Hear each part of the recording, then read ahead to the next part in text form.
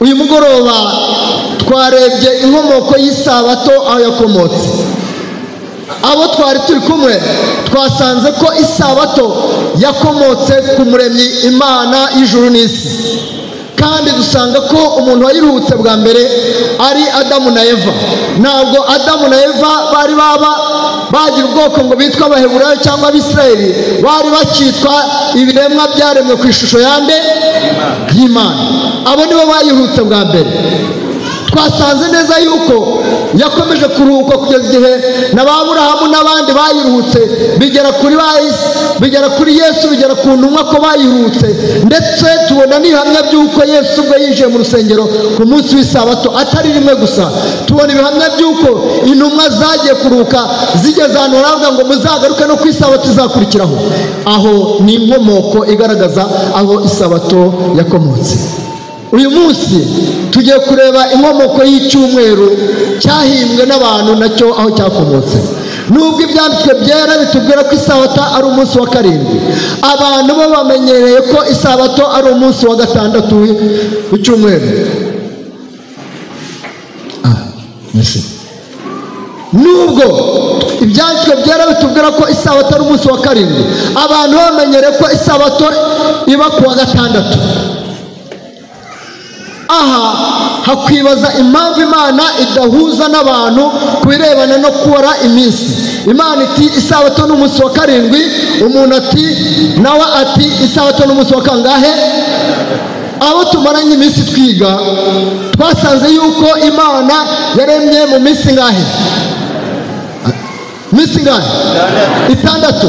Kandi dusanga yuko umuntu ari wabaye umuhererezi ku byo kurema. Dusanga ko umuntu yaremwe kuwa kangahe? Kuwa gatandatu. Bivuga ngo umuntu yaremwe ejo hashize. Noneho bibaye kuri uyu munsi, Imana inezezwa nuko ibintu byose yabishyize kuri gahunda. Ku munsi wa karindwi igenza gute? Iruhuka imirimo yakoze yose. Adamu na Eva barangije baragenda nabo binjira muri icyo kiruhuko cy'umunsi w'isabato. Kuva icyo gihe kugeza na n'uyu munsi, abubaha Imana bakizera ibyo Imana yavuze baruhuka umunsi w'isabato. Aka kajagari kaba kataratewe n'iki? Hakurikije ubuhanuzi bwo mu gitabo cy'ubuhanuzi ya Daniel cya karindwi, dusoma ko Daniel yarose abona umuyaga uhuha mu nyanja, maze havamo inyamaswa enye ariko zidahuje ubwoko. Iya mbere yasaga n'iki? Ako mujye mureba hari ko turi gukoresha ikoranabuhanga, mujye mureba hari, nimvuga namwe musubize. Iya mbere yasaga n'iki? Iboneka muri Daniel cya karindwi umurongo wa 4. Nibutse abashyitsi barahangaha, ubu turi mu byanditswe bye, turi mu byo abantu bagiye bahimba. Iya kabiri yasaga n'iki? Yasaga n'idubu, nk'uko biboneka muri Daniel cya karindwi umurongo wa 5. Iya gatatu yasaga n'iki? Daniel cya karindwi umurongo wa 6. Kandi iya kane yasaga n'iki? Daniel yabuze inyamaswa yayigeranya nayo, icyo yabonye gusa nuko ari iteye ubwoba kandi ari inyamaboko, ikagira amahembe 10 ku mitwe yayo. Akomeje kwitegereza iyo nyamaswa, abona imeze irindi hembe ririka 3 muri yandi 10 yari asanzwe. Ibyo turaza kubona imbere. Nuko iryo hembe rigira amaso nk'ay'umuntu n'akanwa kavuga ibigenje gute. Iki ni ibigeranyo utabasha gusobanukirwa igihe udafite umwuka w'Imana. Abona agahembe, kandi muri ya mahembe abonamo agahembe ngo kavuga ibigenje gute. Daniel cyakari umurongo 8. Daniel ntabwo yasobanukiwe n'ibyo yari amaze kubona, maze yegera marayika wari aho aramusobanuza. Je Daniel byo neretswe bintera agahinda mu mutima, birambabaza cyane. Nyuma negera umwe muri bari bahagaze aho ngaho, mubaza amashira kinyuma y'ibyo byose, arambwira ati ansobanurira impamvu zabyo. Ati izo nyamaswa nini uko arenye nibo bami 4 bazaduka hehe? Bazaduka mu isi. Daniel cyaka umurongo 15-14. Daniel yifuje kumenya ubwihariko birebana n'inyamaswa ya 4 itasaga n'izindi. Akari naho turi buze kwibandaho cyane. Daniel cya karindwi umurongo 19-20 yasobanukiwe muri aya magambo, maze wa wundi arambwira ati iyo nyamaswa izaba ubwami bwa kane ku isi, kandi buzaba budasa n'ubundi bwami bwose, buzashonshomera isi yose, buyisiribangishe buyimenagure. Ubwo ni bwa bwami bwa kane yabonye akabura uko bwita, kandi ayo mahembe 10 muri ubwo bwami hazakomokamo abami 10, hanyuma yabo hazaba undi mwami, ariko ntazabasa n'abo bami ba mbere, kandi azanesha abami 3. Niwe uzavuga ibyo kugomera isumba, kandi azarenganya abera biki, azigira inama yo guhindura ibihe na inyamaswa ya kane izavuga ibyo kugomera ibyisumba byose. Abantu benshi bari mu maboko y'inyamaswa ya kane yahinduye ibihe n'amategeko. Ifata umunsi urangira, Bibiri tubwira ngo biragoroba buracya, iyo ivana ku mugoroba iragenda ivuga ko umunsi urangira saa 6 z'ijoro. Bazikura ukaba warize ukarangiza primaire, ukarangiza secondaire, ukajya muri universite. Hari n'abadokiteri tuba dufite akananirwa gusobanukirwa n'ibi ngibi. Ni gute waba umunsi wanajya kurangira izuba rirenze ukajya kuryama? Mwari muzi ko benshi izuba bamba umunsi urangira basinziriye. Azigira inama yo guhindura ibihe n'amategeko. Uwo ni we wahinduye amategeko, nuko turibuze kubibona. Akuraho umunsi Imana yaruhutseho, uw'abakurambere bacu baruhutseho, uwo Yesu yaruhutseho, n'uw'intumwa zaruhutseho, arawuhindura awushyira ku munsi w'izuba, Sunday. Umunsi w'iki? Umunsi w'izuba. Mu buhanuzi bwose tumaze kuvuga, ubwo tugiye kwibandaho cyane ni uburebana n'uyu mwami uzigira inama yo guhindura ibihe n'amategeko by'Imana, kuko iryo ni ryo zingiro ry'umugambi wacu. Umugambi wacu ni ugusobanukirwa n'impamvu ubu hariho umunsi washyizeho n'umuntu, kandi abantu bakizera kuruka uwo munsi washyizeho n'umuntu. Uyu mwami Daniel ataramenya ibye, yari yamubonye ameze nk'ihembe ryameze maze rigahirika 3 mu yarasanzwe. Mu gice cya 8 cya Daniel bongera kuvuga iby'iryo hembe bati rihinduka rinini rigera mu ngabo zo mu ijuru, ndetse ingabo zimwe n'inyenyeri ribijugunya hasi rirabisiribanga. Aha naho hafite icyo hasobanuye, nuko riri kuza ndetse rireshya n'umugabo w'ingabo, rimukuraho igitambo gihoraho, bihanwa mu butware bwaryo kubw'igicumuro. Iby'ukuri birijugunya hasi. Iby'ukuri rigenza gute? Iby'ukuri ribijugunya hasi bikajya ribasha ibyo rigambiriye. Imana ubwo irimo? Ubwo Imana irimo? Reka da, ntabwo Imana irimo, ahubwo umuntu wabikoze niwe wibereyemo gusa, niwe uri ukuyoborwa na Satani n'imigambi ya Satani. Daniel ubwo yerekwaga iby'inyamaswa yari Babuloni, icyo gihe yerekwaga ntabwo yabyeretswe ari Uyuda, ahubwo yari Babuloni. Ubwami bwa Babuloni nibwo bwategekaga ino si. Mu buhanuzi nibwo bwagereranyijwe n'intare, nk'uko twabonye muri Daniel cya 4 na Yeremiya cya 5:17 na Yeremiya cya 4:7. Ubu bwami bwategetse isi kuva mu mwaka wa 605 bugeza muri 535 mbere ya Yesu. Kandi mwibuka ko turi kwigana mu gitondo kwibi twabibonye muri Daniel igice cya kangahe? Igice cya 2. Hahandi umwami yarose inzozi, hanyuma Daniel akazimusobanura. Ubwami bwa Babuloni bwasimbuye ubundi bwami bwagereranyijwe n'idubu. Daniel cya 7:5 mu gice cya 8:3 rugereranywa n'imfizi y'intama y'amahembe 2. Byashushanyaga ubwami bw'Abamedi n'Abaki, bashushanyaga ubwami bw'Abamedi n'Abaperesi bwafatanyije guhirika ingoma ya Babuloni. Muri Daniel igice cya 8:20, Yeremiya cya 5:11, Yeremiya cya 5:28. Ubu bwami bwatangiye muri 535 bugeza muri 331 mbere ya Yesu. Kandi mwibuka yuko ubu bwami bw'Abamedi n'Abaperesi aribwo bwahiritse ubwami bwa Babuloni igihe babonaga ikiganza cyandika amagambo avuga ngo meni tekel ufarisi. Ubwami bwawe burabunyazwe, kandi ubwami buhawe Abamedi n'Abaperesi. Icyo gihe rero ingoma ya Babuloni nayo yarivuyeho. Ubu bwami bw'Abamedi n'Abaperesi bwasimbuwe n'ubwami bwagereranyijwe n'ingwe muri Daniel igice cya 4:6. Mu gice cya 8:5 yabonye busa n'imfizi y'ihene ifite ihembe rimwe. imfizi y'ihene ifite ihembe. Ubu bwami bwari ubwami bw'Abagiriki. Wibuke yuko abo twinye Daniyeli igice cyaho twasanze ko Abagiriki bakoresheje imbaraga zikomeye cyane, kandi ko bari bafite uburyo bwo kwihuta kugira ngo babashe gufata isi. Ibyanditswe byera bitugaragaje izina ryabwo bwagereranyijwe n'inyamaswa iteye ubwoba y'inyamaboko ifite imikaya y'ibyuma n'inzara z'imiringa, ikagira amahembe 10 hejuru kumera irindi hembe rimwe, maze iririka 3 muri ayandi yari asanzwe. Daniyeli 19:19-20. Nubwo bibiri itagaragaje izina ry'ubu bwami, batanze ibimenyetso biburanga. Ibyo bimenyetso nibyo turi bwibandaho cyane cyane ku birebana n'umugambi wacu. Ubuhanuzi bw'ihembe ryavuze ko ari umwami uzigira inama zo guhindura ibihe n'iki n'amategeko by'Imana. Nawe wibaze muri aya manywa, kugira ngo ube ushyigikiye ubwami bwabashije bugahindura amategeko y'iby'Imana yavuze ubwayo. Ntabwo Adamu na Eva aribo bavuze ngo isabato, ahubwo isabato yavuzwe n'Imana, ko nawe Imana ubwayo yarayiruhutse. Dore bimwe mu bimenyetso biranga uwo mwami. Icyambere, kwireshyeshya n'umugaba w'ingabo. Daniyeli 8:11. Izi ngabo ni iz'Uwiteka. Ntabwo turi buze kubona umwanya wo gusoma Zakariya 1:12. Nuhasoma uzabibona ko ari ingabo z'Uwiteka. Izi ngabo Uwiteka izaye umugabo wazo. Yosuwa 5:13.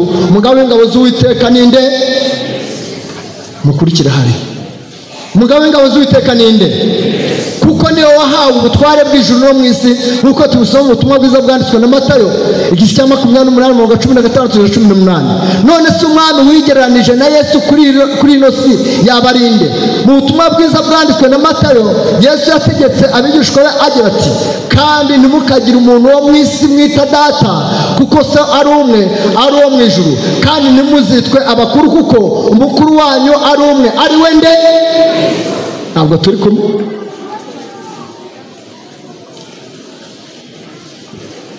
Yesu rero hano ku isi yategetse ko itorero rye ritagomba kugira umukuru waryo bita data.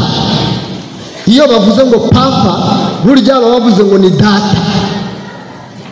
Minsi ishize data yarapfuye, barashyinguye. Kandi Imana ntabwo igiyenze ite, ntabwo igipfa, ahubwo ihoraho iteka. Iteko ry'umukiza wacu ryagomeye bwa mbere ku isi n'ubuyobozi bwa Kiliziya Gatolika, ubwo bwatoraga umuyobozi wabwo ku isi yose, maze agahabwa izina ry'ubutegetsi bwe ari ryo papa. Kandi twasanze yuko biratubwiye ngo ntihazagire umuntu n'umwe mwita nde data mu isi, kuko data ari bangahe? Ari we nde? Kristo Yesu. Uyu ni umutagatifu Silvestre watowe ku itariki ya 30 z'ukwa mbere mu mwaka 631 nyuma ya Yesu, atanga ku itariki ya 31 z'ukwa 12 335, amaze gushyiraho yuko papa ari we ugiye guhagararira Imana ku isi kandi ari mu cyimbo cy'Imana. Ibi byakuwe mu gitabo cyitwa cya Kiliziya Gatolika cyitwa Wowe Nkurikira, nomero ya 15, yiswe uruhererekane rw'abapapa. Ku rupapuro rwa 11 ni umupapa 33 dukurikije urutonde rwabo muri icyo gitabo.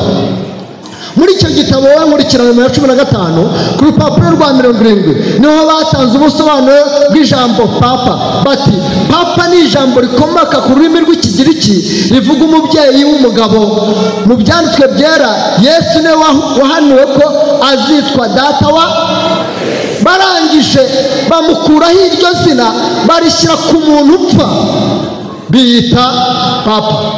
Nuko umwana yatuvukiye, duha umwana w'umuntu, ubutware bwe buzaba mu bitugu bye, azitwa igitangaza, umujyanama, Imana ikomeye, data wa twe. Ako kinjiye. Icyo nicyo cya mbere kigaragaza uburyo bahinduye bagahindura n'amategeko, ariko barangije biha no gufata ubutware bwande. Ariko turi biha no gufata ubutware bwande. Yesaya 5:9-5, nguko uko ubutegetsi bwa Kiliziya Gatolika bwireshyeshanyije n'umugaba w'ingabo kumukuraho igitambo gihoraho. Yesu niwe wemeye gutanga umubiri we, maze arapfa urupfu rwo ku musaraba, ahowe ibyaha bya. nukuri intimba zacu nizo yishizeho, imibabaro yacu niyo yikoreye, ariko twebwe twamutekereje nk'uwakubiswe n'Imana agacumitwa nayo, agahetamishwa n'imibabaro. Nyamara ibicumuro byacu nibijya acumitwe, yashenjaguriwe ku kirandirwa kwacu, igihano kiduhesha amahoro cyari kuri we, kandi imibyimba ye niyagenza gute? Yadukirisha. Warangiza ukajya kurindagira ku bintu byashyizweho n'abantu.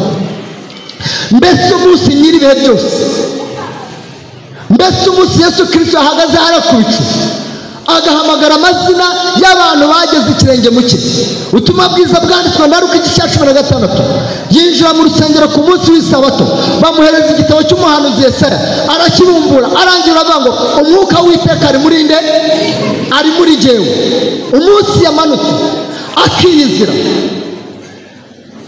akakubwira ngo sinigeze nkumenya, mbese uzajya hehe? Uko gushaka kw'Imana niko kwatumye tweza, tubeshejwe n'uko umubiri wa Yesu watambwe rimwe gusa ngo bibe bihagije iteka ryose. Abayobora igice cya 10:10. Kuko abezwa yabatunganije rwose igitambo kimwe kugeza iteka ringana iki? Abayobora igice cya 10:4. Kuko kutigeze kumenya icyaha, Imana yamuhinduye kuba icyaha ku bwacu, kugira ngo muri we duhinduke gukiranuka kw'Imana, izina ry'Imana rihabwe icyubahiro. Igitabo cya 2 cy'Abakorinto 5:21. Kandi nta wundi agakiza kabonerwamo, kuko nta rindi zina mu isi n'ijuru ryahawe abantu dukwiriye gukirizwamo, byakozwe n'Intumwa 12. Kuko Imana yakunze abari mu isi, byatumye itanga umwana wayo w'iki? Kugira ngo umwizera wese atagenza gute? Ahubwo ahabwe ubugingo bugenje gute? Ubutumwa bwiza bwanditswe na Yohana 3:16. Mbese kuri uyu munsi wera w'isabato, uyu mwana w'Imana Yesu Kristo wamaze kumwakira, mbese ugenda nk'uko yagendaga? Mbese uravuga nk'uko yavugaga? Mbese urakora nk'ibyo yakoraga? Cyangwa se urakora ibyo abantu bakora? Cyangwa urizera ibyo abantu bavuga ukanirwa kwizera ibiri muri Bibiliya? Mu gihe Yesu yemeraga gupfira ku musaraba, yari yitambiye ibyaha by'abazamwizera bose, bakabonera imbabazi mu maraso ye kubwo kwizera. Kuko ukurikije amategeko, ibintu hafi ya byose byezwa n'amaraso, kandi n'amaraso atavuye ntiyabaho kubabarirwa iki? Kugira ngo tube twitwa abaziranenge, tube twarababara ibyaha, tube dufite icyizere cyo kuzabona ubwami bw'ijuru. Nuko Yesu yakuyeho ibitambo byari bisanzweho, ava amaraso mu cyimbo cy'ibitambo, ava amaraso y'iteka ryose, akuraho akeza ibyaha by'umunyabyaha ibyo ari byo byose. Nubwo waba warishe isabato inshuro nyinshi, nubwo waba warakoze ibyaha bingana gutya, Yesu ibyaha byawe arabyeza bihinduka umweru bise na sheridi. Kuri iyi ngingo yo kwezwa n'amaraso ya Yesu kubwo kwizera, Kiliziya Gatolika yo yishyiriyeho uburyo bwo kweza abayoboke bayo. Ni umuhango ukorwa n'abapadiri binyuze mu cyo bita isakaramento ya penetensiya mu gitabo cya Ukarisitiya. Ibi nibyo byari byarahanuwe ngo uhereye igihe hazakurikiraho igitambo gihoraho. Noneho bafata cya gitambo bagisimbura isakaramento rya penetensiya, aba ariyo bita igitambo. Kandi dusanze yuko igitambo cyacu ni kimwe, ninde? Yesu Kristo. Bagashyiraho ikizira cy'umurimbuzi. Daniel 12:11. Ni ikizira cy'umurimbuzi kuko ari nta mbabazi z'Imana babinuboneramo. Muri icyo bikira bita igitambo, nta mbabazi z'Imana zigenje gute zirimo, kuko bahinduye iby'Imana yavuze, guhindura ibihe n'amategeko.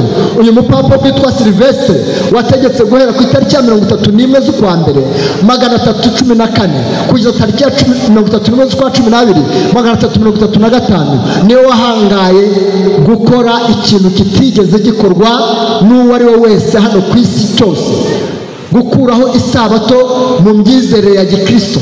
Dore uko byanditsweho muri wowe nkurikira nomero 15 ku rupapuro rwa 11. Ibi turi kubabwira ni ibihamya bigaragara, n'uwaza akabimbaza namubwirana jya muri wowe nkurikira. Haravuga ngo kugira ngo izuba rya Nyagasani abari ngiye kuvuga nkabo, kugira ngo izuba rya Nyagasani abaryo rihimbazwa, yashyizeho icyumweru. Umva nawe, ngaho nyumvira nawe, yashyizeho iki? Ugishyizeho n'iki? N'umuntu.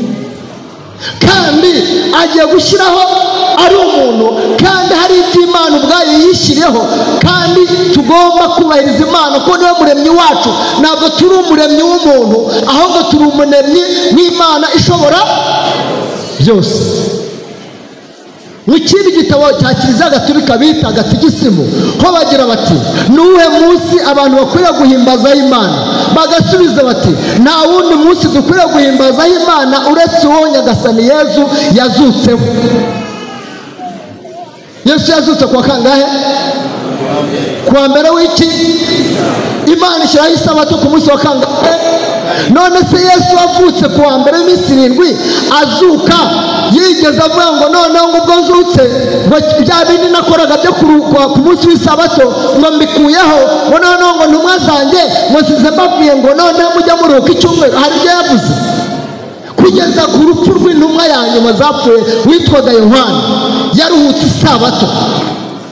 Iyo Yesu aza kuvuga yuko icyumweru cyo kigomba kuruhukwa, ntabwo intumwa ze zari gukomeza kuruhuka iki? Isabato. Nuko isabato ishize kuwa mbere iminsi 7 umuseke wenda gutambika, Mariya Magadalena na Mariya wundi bajya kureba cya gituro, ariko Mariya abwira abo bagore ati mwebweho mwitinya kuko nzi yuko mushaka Yesu wabambwe ntariho, kuko yazutse nk'uko yavuze. Ni ukuvuga ngo uyu munsi wa none ku isabato turi kumwe, ariko aho turi kumwe bagiye guca turebe. Imana ibaho umugisha. Uyu munsi ku isabato ku munsi wa 7 bugiye gucya, ubwo nejo bugiye gucya, fatira hano, somera kugira ngo twegereze umusozo. Iyi ni Bibiliya ntagatifu. Reka twumve ikivuga kuri aya masomo. Bibiliya ntagatifu, ubutumwa bwiza bwanditswe na Matayo igice muhemere mikoro igice cya 28 umurongo wa 1 haravuga ngo iki? Kandi uvuge nk'umubwiriza, uvuga uranguruye.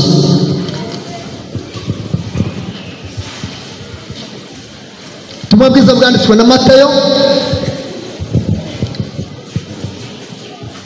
umurongo wa 28 umurongo wa 1.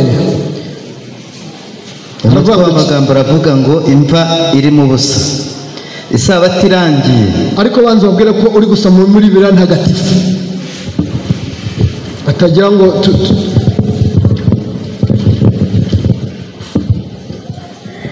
ndi gusoma Bibiliya ntagatifu verisiyo yo mu 1997 yandikiwe muri Repubulika Iharanira Demokarasi ya Kongo. Isabato irangiye kuwa mbere wayo mu museso, kuwa mbere wayo mu muki, Mariya Magdalena na Mariya wundi bazindukira kumva aho Yesu bari bamuhanze. Kira ku murongo wa 2. Ubwo isi hinda umushyitsi mwinshi, umumarayika wa Nyagasani amanuka mu ijuru, aregera ahirika aryicara hejuru. Ubutumwa bwiza bwanditswe na Mariko igice cya 16 umurongo wa 1. Isabato irangiye, ibyo ni ibihamya. Ndaho ukarahamya ngo isabato igenje ite? Mariya Magdalena na Mariya nyina wa Yakobo na Salome bagura imibavu yo kumusiga. Nuko mu gitondo cya kare kuwa mbere w'isabato bajya kumva izuba rirashe. Bakuze yicarire, turegereza umusozo. Kuwa mbere w'iminsi 7 urungabungo hatarabona, Mariya Magadalena aza ku gituro asanga itara gikuhe ku gituro, uyu munsi Yesu yazutseho, biri ubwayo ivuze ko hari ku wa mbere w'iminsi 7 niho Kiliziya Gatolika yise ku cyumweru, kandi biritegeka ko tugomba kubara iminsi duhereye ku munsi wa mbere w'iminsi 7 abari w'igice cya 23:15, kandi mujye mubara uwo munsi wa mbere w'isabato ku munsi mwazaniyeho umuganda w'ituro ryo kuzunguzwa mu mubare iminsi y'amasabato 7 atagabanije. Umunsi Yesu yazutseho Bibiliya yise ku wa mbere w'iminsi 7 ariwo Gatolika yise ku cyumweru. Waba warabaye umunsi wa 7 ryari kandi byakozwe nani? Ubu butegetsi bwa Papa twabonye bwifashishije ibimenyetso byo mu buhanuzi. Icyicaro cyabwo kiri i Roma.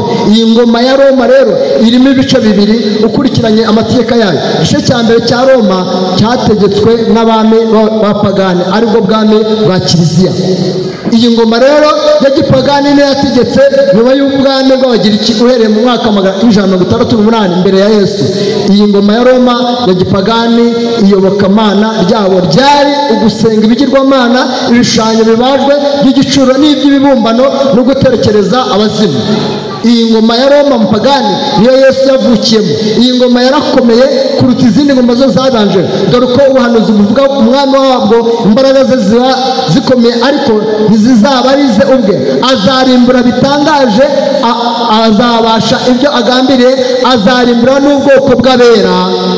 Ibyanditswe byera biti imbaraga ze zizaba arize ubwe. Inkomoko yazo ni iyihe? Ubwami twabonye ko iyobokamana ryabyo ari ibigirwamana byaje kwinjira mu itorero rya Kristo, ryinjijwemo n'ibigirwamana ryabyo, maze ubu Kristo buvanze n'ubupagani bihinduka idini ya leta. Ibyo nibyo tangiriro ryo kuvuka kwa Kiliziya Gatolika. Kiliziya Gatolika yavutse ishingiye ku bintu by'ibigirwamana n'ubundi byari bisanzwe biriho mu gihe cy'abapagani. Irareba isanga kugira ngo ikomere izifashisha ibyo bintu byariho mu gihe cya mbere ikabikomerezaho. Ba bandi b'abapagani bakibona muri Kiliziya batira bavunika, basanga n'ubundi ibyo bari bizeraga n'ubundi babisanze muri Kiliziya Gatolika. Ngiye gusozereza, dore uko ubuhanuzi bwabihanuye. Wandikira marayika w'itorero ry'i Perugamo ufite inkota ityaye, ifite ubugi impande zombi, aravuga aya magambo ati: nzi yuko aho uri ari intebe y'ubwami bwande bwa Satani. Byashaka umurongo wa 13. Ubwo bukristo bwakiraga imyizere ya gipagani, kuramya ibishushanyo by'ibibumbano n'ibibazanyo, kuramya abapfuye bifashishije amashusho yabo n'ibindi byinshi byinjiye bitemewe mu byanditswe byera. Ni Satani wari winjiye mu itorero, yafashemo ijambo. Ayo mahano yatangiranye n'umwami w'abami w'i Roma ya Roma pagani witwaga Constantine. Ubwo yemeraga kuba umukristo, abyerekanisha umubatizo n'inzaduka wo gusuka amazi hehe ku gahanga. Yari ashaje cyane, yagendaga bamufasha atitira. Barareba basanga nibaza kumubatiza mu mazi menshi ari buze gupfira mu mazi. Baravuga rero ataho kugira ngo apfe nimuhimbe ikindi cyitwa umubatizo, noneho muzana utuzi mu butonganyirize ku gahanga, nimara kumutonganyiriza ku gahanga byitwe umubatizo. Abo twiganye twasanze ko hari imibatizo, hari ababatiza mu gahanga, hari ababatiza bagacana umuriro, bamara gucana umuriro usimbuka bakavuga ko wabatijwe. Hari n'ababatizwa banyuze mu mucanga, bakagira umucanga mwinshi bakawurunda, ukawunyuramo, wamara kunyuramo bakavuga ko wabatijwe. Ariko mu by'ukuri mbese umubatizo Yesu yabatijwe ni uwuhe? Ni uwo mu mazi. Yesu asanga Yohana kuri Yorodani, asanga Yohana ari kubatiza. Yohana agiye kubona abona Yesu amuhingutseho. Yesu aramubwira ngo mbatiza. Yesu aramubwira ati reka ntabwo nabasha kukubatiza. Nuko arangira amubwira ngo bikore kugira ngo dusohoze ibyagenje gute. Yohana abaremeye afata umwana w'Imana utarigeze akora icyaha, amufata hano mu gahanga, amufata no ku mutwe, arangije aramumanura, aramwibiza mu mazi, arangije aramuzamura. Icyo cyari ikimenyetso kigaragaza yuko Yesu azapfa akazuka ku munsi wa kangahe? Wa gatatu. Akabanza akiyereka intumwa ze, yarangiza akazamuka akajya mu ijuru, aho yagiye kudutegura kugira ngo njyewe namwe tuzabeyo, ariko abazabayo ni abakurikije amategeko y'Imana bakajya kwizera nk'ukwande, bakajya kwizera nk'ukwande. Reka nifuriza buri muntu wese waje ahangaha kugira ngo agire kwizera nk'ukwa Yesu, kugira ngo ubwo dutegura umubatizo ku isabato abantu biteguye bose ndetse n'abagiye kwitegura uyu munsi bose bazaze babatizwa nk'uko Yesu yabatijwe, ijuru ribandukure mu gitabo cy'urupfu, ribandike mu gitabo cy'ubugingo yuko babaye abahamya yuko baruhutse umunsi Yesu yaruhutseho, kandi yuko bahakanye yuko batonzera kuruhuka umunsi washyizweho n'abantu, ahubwo ko biyemeje kuruhuka umunsi washyizweho n'Imana. Nibyo mbasabira, nanjye nisabira mu izina rya Yesu.